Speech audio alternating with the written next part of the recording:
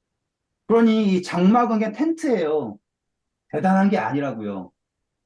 하지만 그것이 거룩한 것은, 자, 이 성소에다가 이게 뭐 적을 거냐면 중요한 거예요. 성소는 하나님의 임재가 있어야 되는 거예요.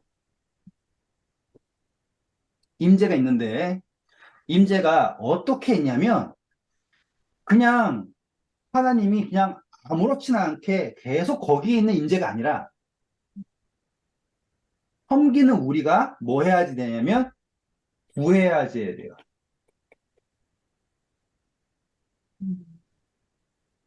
지난 시간에 우리가 뭐 했습니까? 바라본다 했죠? 하나님께서 아벨의 제사를 바라보셨다. 우리가 세상 죄를 지고 가는 하나님의 어린 양을 바라봐야 된다. 놋뱀을 봐야 된다라고 했지 않습니까? 성소에서 가장 중요한 것은 하나님의 임재인데 그 임재는 그냥 하나님이 계속 거기 있으니까 내가 나중에 가봐야 이게 아니에요. 거기에 계셔도 우리가 구하지 않으면 안 되는 거죠.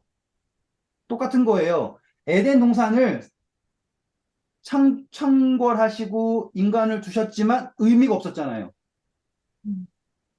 아담과 하와가 여러분들보다는 더 똑똑했고 더 착했을 거예요. 장담합니다. 더 지혜로웠을 거라고요. 하지만 그들이 짓지 않은 성소에서 그들은 온전한 예배를 드릴 수가 없었어요. 그래서 하나님께서 내가 그들 가운데 거하기 위하여 그들로 하여금 나의 성소를 짓게 하라라고 얘기하신 거예요. 여기까지 질문 없으세요? 자, 이제 창세기 4장입니다. 자, 창세기 4장 1절 한번 읽어 주실까요? 아담이 그의 아내 하와와 동침하매 하와가 임신하여 가인을 낳고 이르되 내가 여호와로 말미암아 득남하였다 하니라. 네. 여기에 득남했다라고 하잖아요. 이거를요, 원어가 뭐가 나오냐면, 남자를 얻었다라고 표현해요. 남자를. 창세기 3장입니다. 16절 읽어주실까요? 또 여자에게 이르시되 내가 내게 임신하는 고통을 크게 더하리니 내가 수고하고 자식을 낳을 것이며 너는 남편을 원하고 남편은 너를 다스릴 것이니라 하시고. 네, 이게요, 진짜로 잘못된 번역 중에서 가장 유명하다 생각하시면 돼요. 이게 왜 잘못된 번역이냐면, 어, 16절에 보시면요, 킹제임스 버전은 첫 줄 정말 잘했어요. 첫 줄은 맞아요. 킹제임스 버전. 읽어보실까요? 또 여자에게 이르시되 내가 내게 고통과 수태를 크게 더하리니 내가 네, 고통. 자, 멈춰주세요. 고통과 수태예요. 수태의 고통이 아니라 음, 고통과 수태를 늘려준다 해요. 그러면 고통은 고통대로고요. 음, 하지만 자녀를 갖게 되는 거는 많아지는 거예요. 늘려주는 거예요. 그러면 이게 저주예요, 축복이에요? 축복이에요. 음, 이 성경절을 사람들은 하와가 죄져가지고 여자들이 애 낳을 때 힘들다라고 하는 저주로 생각하지만 자기가 죄진 거를 아파하기 위해서 애 낳을 때 어려움을 주셨다라고 하잖아요. 그게 아니에요. 고통은 고통이에요. 하지만 자녀를 많이 주신다라는 거는 축복이에요. 맞죠? 음, 그럼 이거를 제가 뭐 임의로 해석하냐? 아니에요. 아담한테도 땅이 저주받아가지고 경작할 때는 힘들죠. 하지만 아담이 경작하면은 수확을 할 수 있죠. 음, 같은 내용이에요, 지금. 음, 그래서 이 이야기에서 중요점이 뭐냐면 하나님께서는 하와를 자녀를 많이 주실 거다라는 축복을 하셨어요. 음, 그래서 이 축복을 근거로 아담이 여자를 하와라고 이름을 지은 거죠. 음, 이해하실 수 있겠어요? 20절에 아담이 자기 아내를 하와라고 부르죠. 맞습니까? 네. 다시 돌아와서요.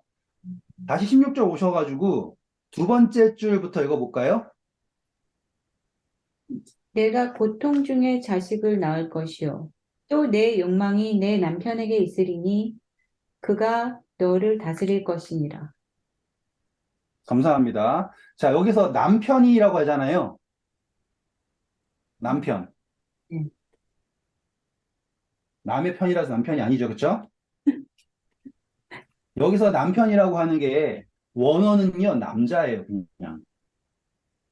음, 음, 그러면은 이게 그냥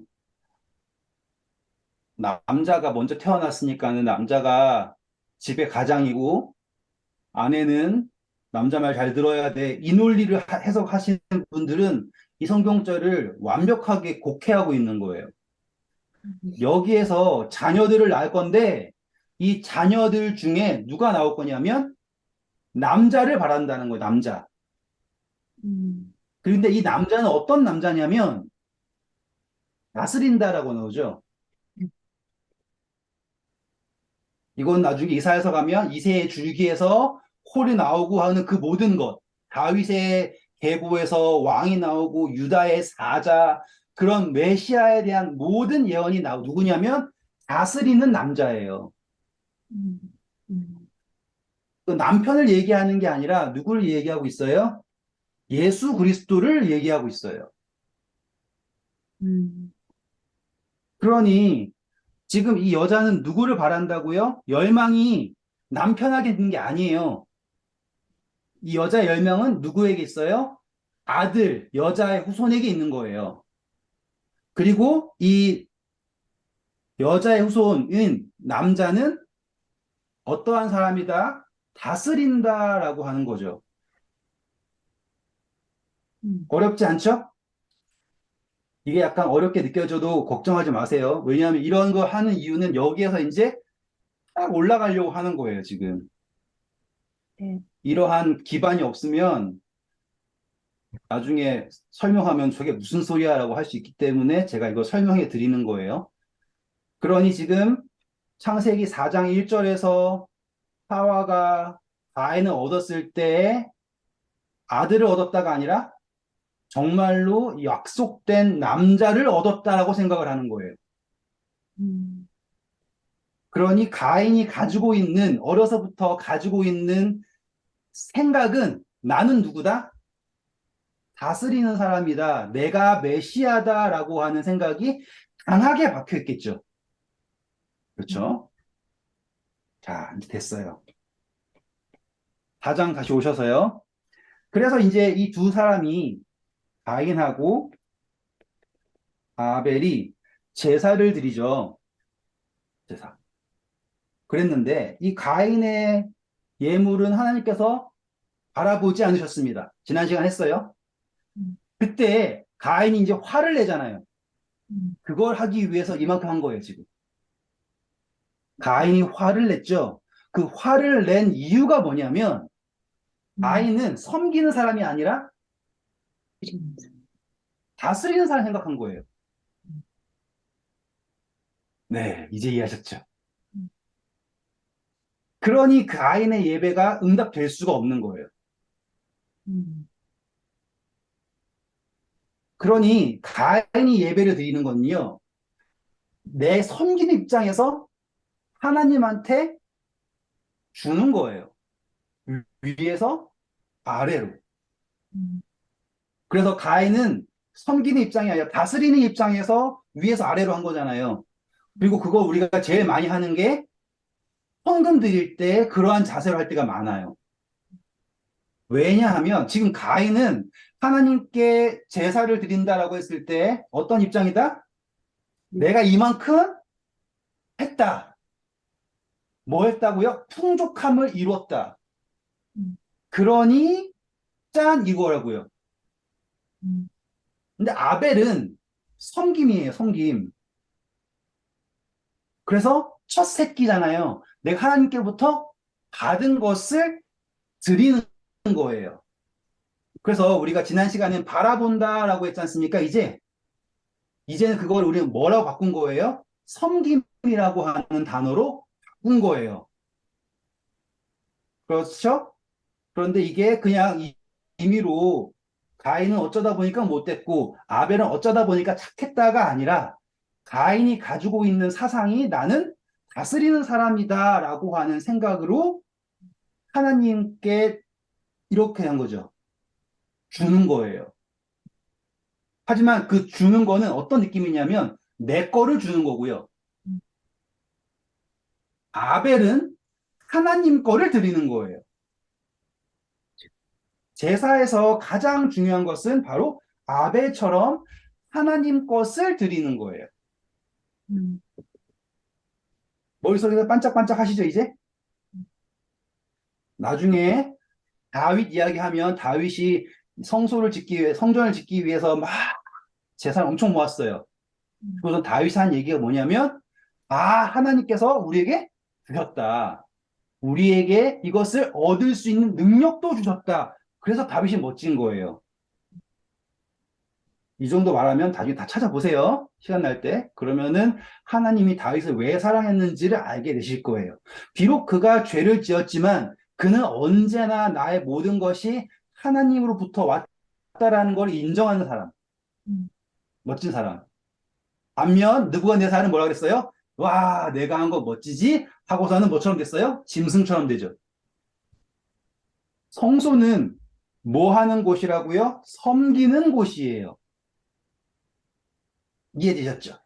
그런데 제사장들이 나중에 성소에서 섬기려고 하지 않고 뭐 하려고 그랬어요? 섬김을 받으려고 했죠. 그래서 엘리가 돼지가 돼가지고는 넘어졌는데 목이 부러질 만큼 음, 한편으로는 좋지만 한편으로는 웃긴 꼴이 되잖아요. 예수님 시대에 권력층이 누구였어요? 제사장들이잖아요. 섬기지 않고 섬김을 받으려고 하죠. 어느 순간부터 목회자들이 섬겨야 하는데 하면서 섬김을 받으려고 하잖아요. 그래서 섬겨주세요. 불쌍하요. 그렇죠? 큰 사람이 섬기는 거예요. 자, 여기까지 탁 이해하셨죠? 그러면 이제 가인이 이제 어떻게 했나 볼게요. 분노한 이유는 하나님을 자기보다 낮게 생각했기 때문에 분노한 거예요. 음. 그렇죠? 자, 볼게요. 이제 5절 읽어주세요. 가인과 그의 재물은 받지 아니하신지라 가인이 몹시 분하여 안색이 변하니 네. 자, 여기 보면은 그의 안색이 변했다라고 얘기합니다. 일단은 가인이 분노했다라고 하는 거는요, 용이 여자에게 분노하였다라고 하는 거 아시죠? 음, 음, 연결시킬 수 있겠죠? 음. 그리고 이 얼굴이 어떻게 됐다고 했어요? 얼굴 색깔이 변했다. 네. 이거는요, 얼굴 색깔이 변했다라는 건요, 그 어디에도 나오지 않는 의미예요. 얼굴이 변한 게 아니라 얼굴이 떨어졌다예요. 원어가 뭐냐면 떨어졌다. 음, 찾아보세요, 다. 어떻게 됐다고요? 얼굴이 떨어졌다라는 표현이에요. 그럼 얼굴을 들었다라는 표현도 있겠네요. 성경에 음, 있어요. 얼굴을 들었다. 얼굴이 떨어졌다. 음, 그리고요, 이거는 도움을 드리기 위해서 드리는 거예요. 민수기 가셔서요, 6장 25절, 26절 보시면요, 그 얼굴이 어떠하다라는 표현 중에 가장 좋은 게 나와요. 여호와는 그의 얼굴을 내게 비추사 은혜 베푸시기를 원하며 여호와는 그 얼굴을 내게로 향하여 드사 평강 주시기를 원하노라 할지라 하라.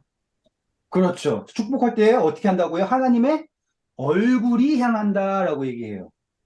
그러면 가인의 얼굴이 떨어졌다라는 거는 가인의 얼굴이 하나님을 향하지 않는다. 음, 그렇죠? 그리고 여기에 떨어졌다 그러죠? 우리 방금 이사야서 14장 읽었죠? 네. 아침성 계명성이 어떻게 됐다고요? 하늘에서 떨어졌다. 같은 단어예요. 떨어졌다. 음. 여기에서 얼굴이 떨어졌다랑 사단이 하늘에서 떨어졌다랑 같은 떨어졌다라는 단어예요. 재밌죠? 저는 이런 거 볼 때, 나는 유대인으로 태어났으면 얼마나 좋았을까 생각을 해봐요. 진짜. 그러면 성경을 좀 잘 읽을 텐데. 제가 진짜로 히브리어를 못하는데, 그래도 단어는 찾아보면서 보거든요. 근데 하잖아요. 너무 재밌어요. 그리고, 얼마나 원래 알고 있던 거에 갇혀가지고 성경을 대충 봤는지를 진짜로 치를 떨면서 화가 날 때가 많아요. 근데 지금 딱 얼굴이 떨어졌다라는 거 그것만 해도 연결되는 게 엄청나잖아요. 음. 자, 우리 솔로몬의 기도가 뭐였어요? 누구든지 어디를 향하여서 기도하면 성소를 향하여서 기도하면 응답해달라고 그러죠. 그건 맞잖아요. 바라보는 거. 성소를 바라보는 거. 다니엘도 어떻게 기도했어요? 하루에 3번 창을 열고 예루살렘을 향하여 기도했어요. 예루살렘 있어요, 없어요? 그때 무너졌잖아요. 없음에도 불구하고 바라보는 거예요. 그러니 성소는 이제 물리적 성소를 말하는 게 아니라 누굴 바라보고 얘기하는 거예요? 하나님을 바라보고 하는 거예요. 근데 가인은 어떻게 했어요? 얼굴이 떨어졌다고요. 음. 하늘에서부터 떨어진 거랑 같은 표현이라고 했죠? 음. 자, 그러면 그 다음 어떻게 될까요, 이제? 7절.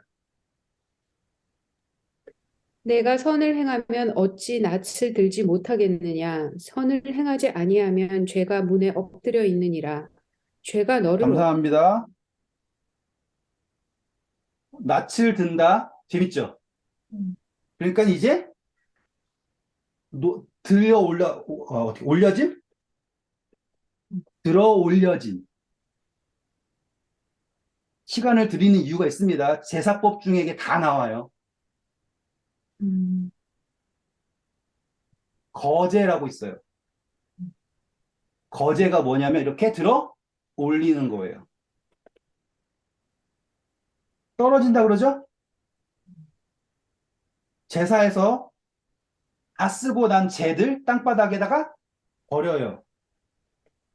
그리고 피도 부어요. 쏟고 떨어짐, 올려짐, 버려짐. 이해되셨죠? 그러니까 행위가 어떠하다라는 거를 여기서 다 알고 가시면 나중에 무슨 성소가 어떤 느낌이냐면 이게 연극하는 것 같아요. 음. 그전에는 뭐 하는 거야? 이렇게 했지만 지금 이 창세기에서 우리가 다 하나씩 하나씩 찍고 보니까 방향도 이쪽으로 가면은 세상을 말하는 거겠네. 올려지는 건 받아주셨다라는 거고 버리는 거는 땅바닥에 버려지는 거는 끝난 거라는 거네. 뭐 이런 것들 이제 보이시잖아요. 그쵸? 재밌죠? 그쵸? 음. 자, 그래가지고 하나님께서 말하는 게 뭐냐? 만약에 너가 잘했다면 내 헌물이 어떻게 될 것이다? 올려질 것이다. 라고 얘기한 거예요. 그러면 하나님이 가인을 미워해서 안 받으신 거예요? 아니면 다시 말하면, 가인이 어떻게 해도 안 된다고 말하신 거예요? 아니면 가인을 받으실 준비가 되어 있는 거예요? 받으실 준비가 돼. 준비가 되어 있는 거예요. 그렇죠?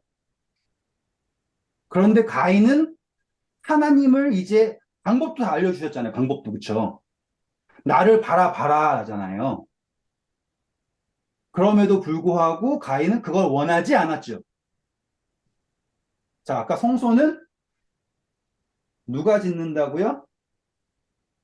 자원하는 사람. 음.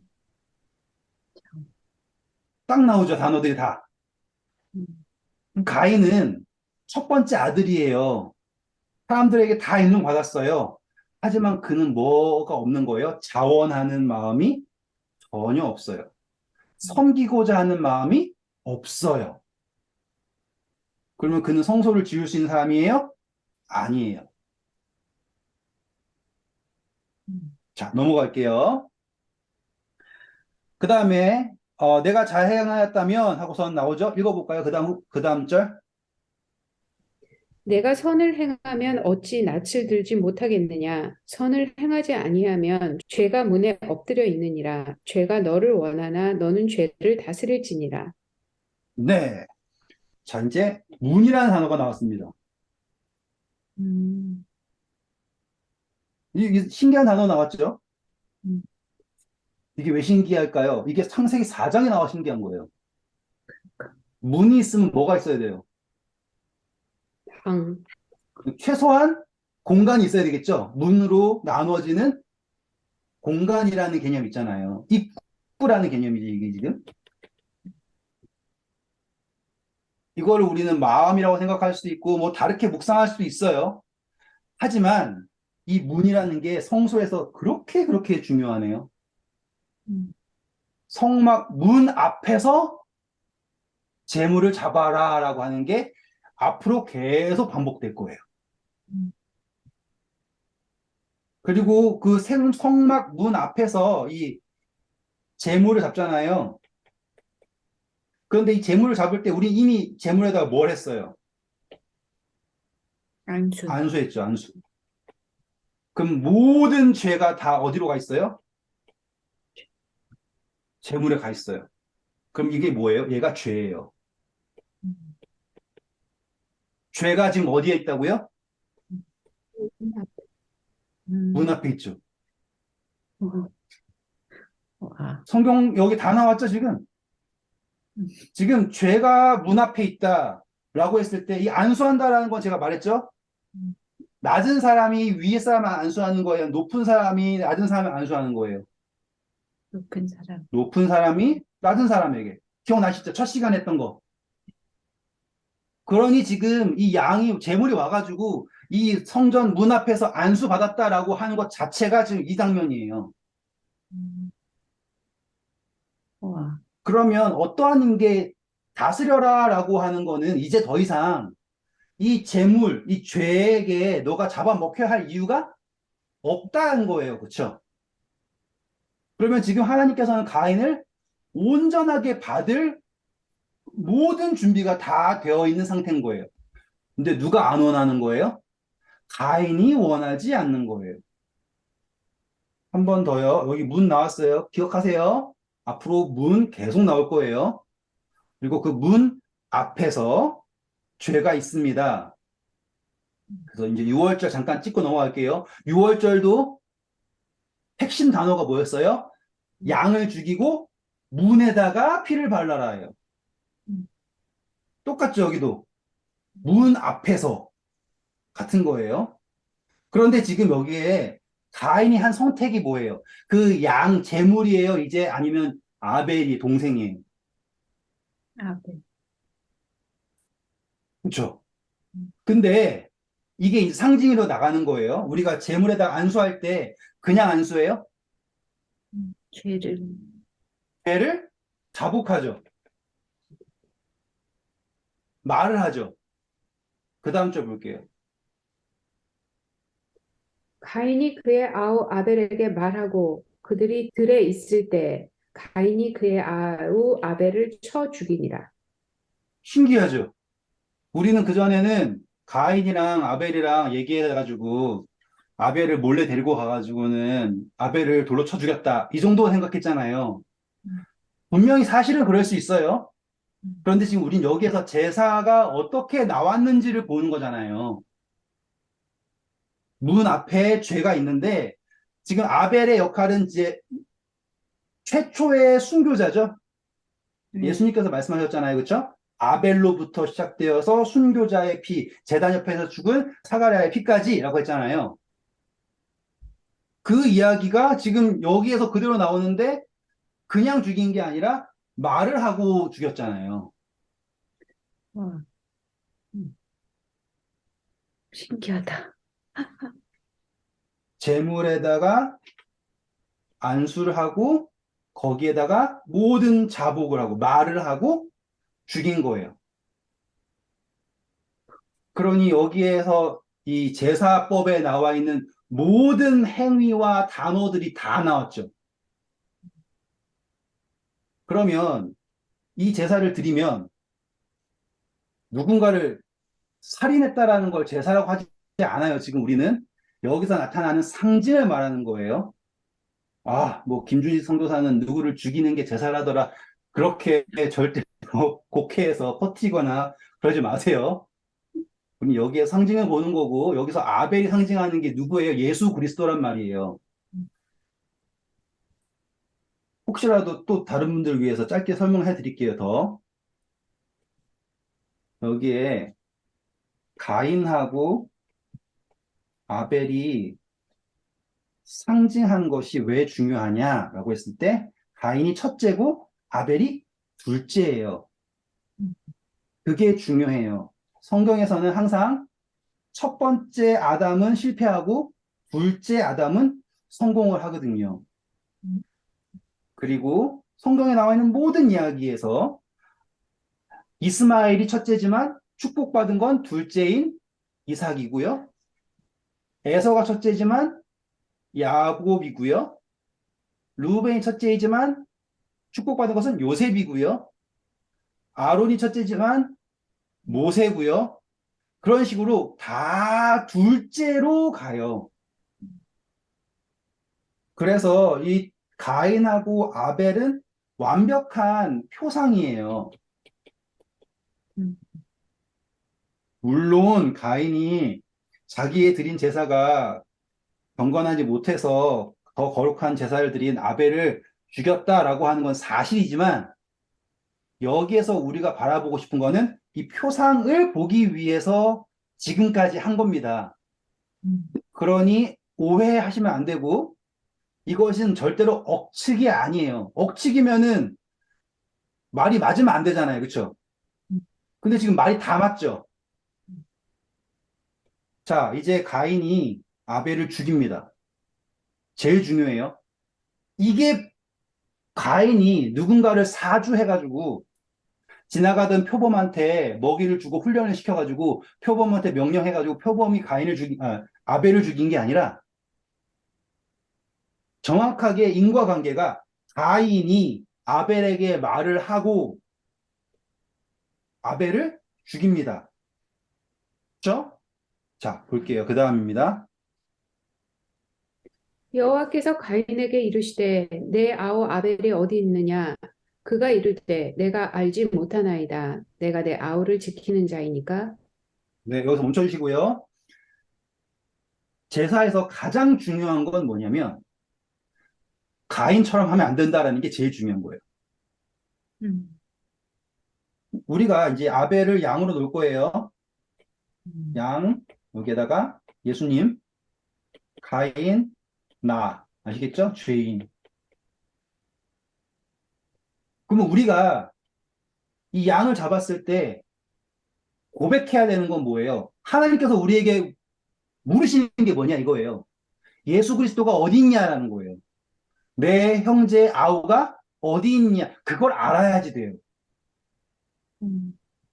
와, 그게 성소에서 이 모든 거를 하나로 만들어주는 핵심이 바로 너의 아우가 어디 있느냐. 예수 그리스도가 어디 있느냐. 그럼 우리 뭐라 그래야 돼요? 내 안에. 음, 이제 내가 사는 게 아니라 내 안에 예수 그리스도. 이게 성소거든요. 음, 그 가인이 지금 살게 된 게 누구 때문에 산 거예요? 아벨 때문에 살았죠. 내가 사는 것은 누구 때문에 사는 거예요? 아벨 때문에 사는 거예요. 예수 그리스도 때문에 사는데 그걸 몰라요. 예수님이 우리를 살게 해서 지켜주셨죠. 근데 가인이 뭐라고 그랬어요? 내가 내 아우를 지키는 사람이에요? 라고 하죠. 자, 음, 십자가에서 예수님 돌아가셨어요. 여러분을 위해서. 그때 자, 양치기가 뭐였어요? 관계라고 했죠. 음, 가인이 지금 뭐라는 거예요? 내가 아우와 관계가 없다라고 얘기하는 거예요. 관계가 없다. 그러니 아벨의 피가 의미가 있어져요, 없어져요? 없어진 거예요. 근데 이게 이제 여기서 또 중요합니다, 이제. 아, 왜 이렇게 중요한 게 많아? 그 중요한 거 없었으면 좋겠어. 좀 갔으면 좋겠는데, 말하다 보면은 계속 뭐가 나와가지고, 아, 힘들어요. 자, 가인이 뭐라 그랬어요? 내가 안돼요, 모른대요. 모른대요. 내가 모른다고 한다고요. 와, 그거는 말 다 했죠, 그쵸? 결국에 질문이 뭐냐? 아느냐? 모르느냐? 라고 하는 건데, 가인이 몰라서 몰랐어요? 아니면은 아는데 몰랐어요? 아는데. 아는데 모르고 싶은 거예요. 그럼 예수님의 십자가도 똑같은 거예요. 우리가 원해야지 돼. 자, 그래서 똑같은 거죠, 이제. 한 번 더 그 단어 떼봤어요. 무슨 단어? 자원. 여기 원한다. 음, 그럼 예수님께서 와가지고는 병자들 고칠 때마다 계속 하시는 게 뭐예요? 원하는. 내가 낫고자 하느냐, 내가 원하느냐. 음, 왜냐하면 확정된 건 뭐예요? 아벨이 죽었다라는 건 정해졌다고. 안수도 끝났고 죽이는 것도 죄인이 죽였어요. 그러면은 정해졌다고요. 남은 건 뭐만 남았어요? 원하는 것만 남았다고. 그 다음입니다. 이르시되 내가 무엇을 하였느냐 내 아우의 핏소리가 땅에서부터 내게 호소하느니라. 네.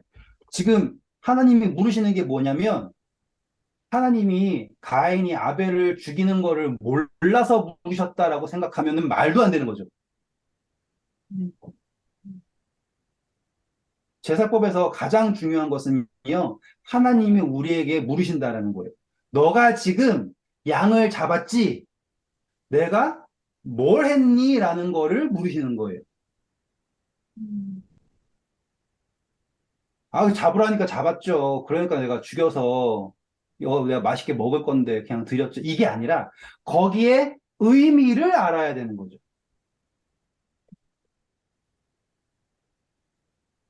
성소에서 그래서 우리는 뭘 공부할 거예요? 그 의미를 공부하는 거예요. 그래서 내가 이거를 왜 했는지, 이것이 나에게 어떠한 의미인지를 아는 거죠. 근데 가인은 그 의미를 잘 아는지 모르는지는 아는데 몰랐는지 아니면 몰라서 몰랐는지 이거는 좀 넘길게요. 그런데 그 의미를 외치고 있는 대상이 있어요. 그게 뭐예요? 내 아우의 핏소리가 음, 땅에서, 아까 땅에서는 쏟아진 거는 버려진다는 거죠. 원래는 누가 떨어졌는데, 가인의 얼굴이 떨어졌는데, 가인의 얼굴 떨어지는 거 대신 누구의 피가, 동생의 피가, 예수 그리스도의 피가 떨어졌단 말이에요. 그래서 그 의미가 누가 외치고 있어요? 아벨의 생명이 외치고 있어요. 예수 그리스도의 보혈이 우리를 향하여서 외치고 있다고요. 그 의미에 대해서. 음, 그러면 우리는 어떻게 되겠어요? 하나님의 의미 말씀도 들어야 되고 무슨 소리도 들을 수 있어야 돼요. 그 핏소리를 들을 수 있어야 된다고요. 그러면 나 무슨 소리예요? 핏소리를 어떻게 들어? 이게 아니에요. 그 핏소리를 듣는다는 건요. 예수님께서 나를 위해 돌아가셨다면 예수님께서 나에게 지금 하시는 말씀이 무엇인지를 알아야 된다고요. 음, 기회 될 때마다 죽여버리지 말고요. 제사가 계속 짓밟힌 이유가 뭐냐면 핏소리를 못 들어서 짓밟힌 거예요. 무감각해져 가지고요. 도살자가 된 거라고요, 우리가. 그 핏소리를 못 들으니까 가인이 기껏 하는 얘기가 뭐예요? 자기만 걱정하는 거죠, 그렇죠? 자, 가인의 직업이 뭐였습니까? 밭을 가는 자. 동사. 땅을 가는 거죠, 그렇죠? 땅을. 그래서 하나님은 그 핏소리에 응답하십니다. 음, 그 다음 줄 읽어보실까요? 땅이 그 입을 벌려 내 손에서부터 내 아우의 피를 받았은즉 내가 땅에서 저주를 받으리니 내가 밭에. 그렇죠. 자, 이제 그 응답을 받은 거예요. 땅이 그 피를 받아서 한 것이 무엇이냐면, 이제 가인은 어디에 속한 사람이 될 수 없다? 땅에 속한 사람이 될 수 없다라는 거예요. 가인이 원하는 거는 뭐예요? 내가 땅에 속해가지고 땅의 풍요를 누리는 사람이고 싶은데 아벨의 핏소리가 원하는 것은 뭐예요? 가인이 땅에 속하지 않아야 된다라고 얘기하는 거죠. 그러면 그걸 그대로 제사에 가져오면 예수님의 십자가가 우리에게 주는 축복은 뭐냐면 땅에 속하지 않는 거예요. 어, 우리는 더 이상 이제 땅에 속하지 않아요. 그런데 사람들은 그걸 어떻게 생각을 하는 거예요? 저주라고 받아들이는 거죠. 우리는 땅에서 분리되잖아요. 그러면 기뻐해야지 돼요. 왜냐고요? 자, 오늘 많이 갔어요. 그렇죠? 창세기 5장 보셔서 29절 보세요. 어, 가인만 저주받은 게 아니라는 거 알게 돼요, 이제. 이름을 노아라 하여 이르되 여호와께서 땅을 저주하심으로 수고롭게 일하는 우리를 이 아들이 아니하리라 하였더라. 네, 자, 가인만 땅에서 저주받은 게 아니라고요. 하나님을 믿는 믿음의 족보자 여기가 지금 음, 노아가 태어났을 때 라멕이 한 이야기가 뭐냐면 땅에서 저주받아가지고 우리가 다 고통받고 있다라고 얘기하고 있단 말이에요. 음, 그래서 하나님이 가인한테만 저주해가지고 가인이 농사지면 망하고 뭐만 해도 안 되게 하신 게 아니라 여기에서 핵심은 뭐냐면 땅에 속하지 않게 된 거예요. 그게 성소가 말하고 있는 핵심이에요. 음, 우리가 이제 땅에서 죄를 짓죠. 죄를 졌어요. 그러면 그 죄를 가지고 어디로 갈 수밖에 없어요? 성소로 가겠죠. 성소에서 그 성소의 문 앞에서 죄를 다스려요. 말을 하고 고백을 하고 안수를 하고요. 그걸 죽여요. 누가? 예수 그리스도께서 우리를 대신해 돌아가신단 말이에요. 그러면 더 이상 우리는 어디에 속한 사람이 아니다라는 걸 알아야 돼요. 땅에 속한 사람이 아니다라는 거를 알아야지 돼요. 그게 아벨의 핏소리라고요. 누군 듣고 계세요? 하나님은 듣고 계세요. 그리고 하나님께서는 가인에게 말씀해주고 계세요. 성소가 그걸 말하고 있어요. 한 번 더. 성소가 말하는 건 뭐냐면 여기에서 땅에서 돈 더 많이 벌고 내가 11조를 더 갖다 드렸더니만 더 복받고 뭐 이런 거를 가르쳐 주는 게 성소가 아니라 예수 그리스도의 핏소리를 듣게 되는 거고요. 땅에서 멀어져서 아시겠죠? 땅에서 멀어져서 하늘에 가까워지게 되는 게 성소예요. 음. 단어들 다 나왔죠? 이제 또 좀만 더 가볼게요. 이제 12절 보세요. 내가 밭을 갈아도 땅이 다시는 그 효력을 내게 주지 못할 아니할 것이요 너는 땅에서 피하며 유리하는 자가 되리라. 네. 자, 그러면 이제 가인이 바랄 것은 땅에 없습니다. 남은 거는 이제 누구밖에 없어요? 하나님 말고는 없죠. 그쵸? 네. 근데 잘못 이해하고 있는 가인이 하는 태도는 뭐예요? 그 다음 절. 가인이 여호와께 아뢰되 내 죄짐을 지기가 너무 무거우니이다. 주께서 오늘 이 지면에서 나를 쫓아내시온즉 내가 주의 낯을 배웁지 못하리니 내가 땅에서 피하며 유리하는 자가 될지라. 무릇 나를 네. 만나 묻혀주세요. 하나님이 가인 보고 너 빨리 딴 데 가라라고 얘기한 적 없죠. 음, 맞죠? 하나님이 가인한테 너 빨리 딴 데 숨어라고 이야기한 적이 없어요. 없어요. 중요해요. 마지막 5분. 에덴 동산. 에덴 동산에서 나간 거는 하나님이 나가겠죠. 그렇죠? 근데 가인은요? 나갔어요. 하나님은 나가게 하지 않으셨어요. 그런데 가인 스스로가 뭐 선택한 게 뭐예요? 나는 떠날 거다. 여기에서 우리는 이 성소가 그러니까 성소가 가인에게 준 것, 다시 말하면 예수님께서 우리에게 준 것은 떠나는 게 아니라 이제 땅에 속하지 않고 하나님을 더 찾아야 된다라는 거잖아요. 음, 그런데 가인은 오히려 죄를 깨달았을 때 어떻게 했어요? 떠나는 거 선택했어요. 잘못된 거 아시겠죠? 그쵸? 그러면 걱정하는 게 뭐냐면, 뭘 걱정하냐면, 죽임을 당하는 거 걱정해요. 와, 이거 너무 중요하니까 좀 더 해볼게요. 지금 가인은 아벨을 죽인 사람이죠. 그쵸? 그런데 그가 걱정하는 게 뭘 걱정한다고요? 죽임을 당하는 걸 걱정을 해요. 이게 무슨 논리예요? 생각해 보세요. 좀 더 오래 해달라 했으니까 제가 오래 해드리는 거예요. 사람들은 다 그러잖아요. 죽이는 거 괜찮고, 죽임 당하는 거 무서워서 그런 거다. 아니, 그러니까 아니면 보통 죽여봤으니까 죽임 당하는 게 무서운 거죠. 죽여봤으니까 죽였, 그것도 좋아요.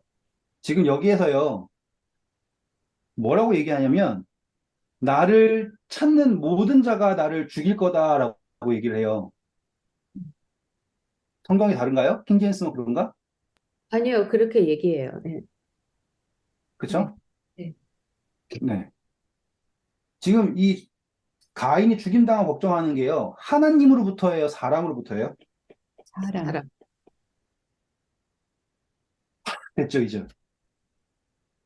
그 가인은 하나님을 두려워하는 게 없어요.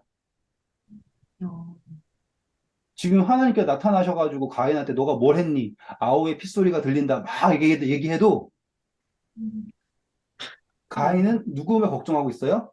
사람에게 걱정하고 있어요.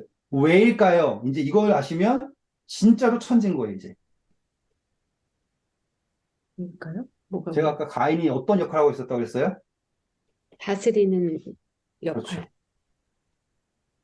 지금 가인의 입장에서요, 하나님이 두렵지 않아요. 음, 누가 두려워요? 음, 사람이 두려워요. 근데 잘 생각해 보시면 예수님 시대 똑같죠? 음, 사람들이 예수님 믿어요. 그런데 따르지 못해요. 왜요? 사람들. 출교당하고 사람들한테 버림받을까 봐. 똑같죠, 지금? 가인은 그가 어떠한 위치였었냐면 다스리는 위치였어요. 그가 두려운 거는 자기의 위치예요. 어디에서의? 사람 사이. 땅에서. 내가 가인이야, 이거죠. 그리고 두려움이 하나님의 손이 두렵지 않아요. 누구의 손이 두려워요? 사람의 손이 두려워요. 아, 자, 땅에서 저주받는 것도 너무너무 싫은데, 이제 더 싫은 건 뭐예요? 다른 사람들에게 죽임을 당하는 게 싫은 거예요. 음, 아, 저도 그렇게 될까 봐 걱정이에요. 머리만 커져가지고 나중에 내가 하는 말이 무조건 맞아 하고서는 진짜 진리를 만나도 그동안 해왔던 게 있으니까는 이대로 그냥 죽어야지 어떻겠어. 이럴까 봐. 음, 가인처럼 되지 말아야겠죠. 우리가 해오던 게 진리가 아니에요. 절대로. 내가 그동안 오래 해왔으니까 이게 진리야라고서는 거기에 못 박히듯이 있으면 안 돼요. 그건 잘못된 겁니다. 그건 가인처럼 되는 거예요. 그래서 이 가인에게 하나님께서 마지막으로 또 한 번 축복해 주십니다. 땅에서 저주받은 건 축복이에요. 그쵸? 가인에게. 왜냐면 가인이 땅에 저주 안 받았으면 계속 땅을 의지했을 거예요. 그는 구원받을 수 있는 기회 자체가 없어져요. 지금 사람을 두려워해서 힘들어해요. 이제 하나님은 뭐 하고 싶은 거예요? 하나님을 두려워하는 가인을 기다리시는 거죠. 맞죠? 자, 네. 집중해 주세요. 제사법에서 가장 중요한 단어가 이거예요. 레위기서 갈게요, 이제. 그래도 간간히 왔다 갔다 하니까는 제가 창세기를 하는 건지, 제사법을 하는 건지 헷갈리지 않으실 거예요. 그쵸? 간간히 왔다 갔다 하잖아요. 그쵸? 네. 근데 제가 장담하는데 이거 해놓으면 나중에 이걸 레위기서 출애굽기를 그냥 술술술 읽을 수 있어요. 왜냐면 우린 지금 단어들이 왜 왔는지를 알게 되니까. 음, 그러니 넓은 마음으로 이해해 주세요. 자, 레위기서 6장 7절입니다. 대사장은 여호와 앞에서 그를 위하여 속죄한즉 그는 무슨 허물이든지 사함을 받으리라. 네. 이게 말도 안 되는 축복이에요. 음, 무슨 죄를 져도 사함을 받는다. 가인에게 어떻게 하셨냐면 누구든지 가인을 죽이는 자라고 하잖아요. 그걸 뭐라고 하냐면 복수하는 거예요, 지금. 그러면은 지금 가인이 아벨에 의해서 아벨의 죽음으로 가인의 죄가 지워진 거잖아요. 그때 하나님께서 말씀하신 게 뭐냐면 지금 누구든지 이 가인을 이 아벨의 허물로 인하여서 복수하려고 죽인다고 하면 7배를 더 벌 받을 것이다 라고 얘기하는 거 뭐냐면 이 죄가 완벽하게 용서되었고 이것을 누가 보증해주고 계신다? 하나님께서 7배라는 게 완전이죠. 완전히 보증하신다라고 얘기하는 거예요. 자, 여기에서 가인이 조금이라도 착해졌어요? 아니죠. 완전히 이거는 진짜로 너무하잖아요. 그럼에도 불구하고 무엇은 확정이에요? 용서라고 하는 건 확정. 그게 십자가예요. 어마어마하죠. 근데 이 십자가의 자유를 가인이 누렸어요? 못 누렸어요? 안 누렸어. 네. 가인은 그래서 숨어 살고 성을 짓고 갇혀 살아요. 제사법에서 핵심이 뭐냐? 이 제사를 드리는 대상이 얼마나 더 착해졌느냐가 아니에요. 가인을 보면 아시겠죠? 우리가 딱 가인이란 말이에요.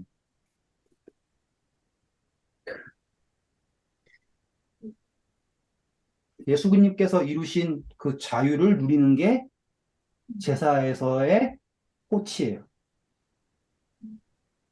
그것에 감사할 줄 알고 하나님의 음성과 예수 그리스도의 핏소리를 들을 수 있는 사람은 이 자유가 방종이 되지 않아요.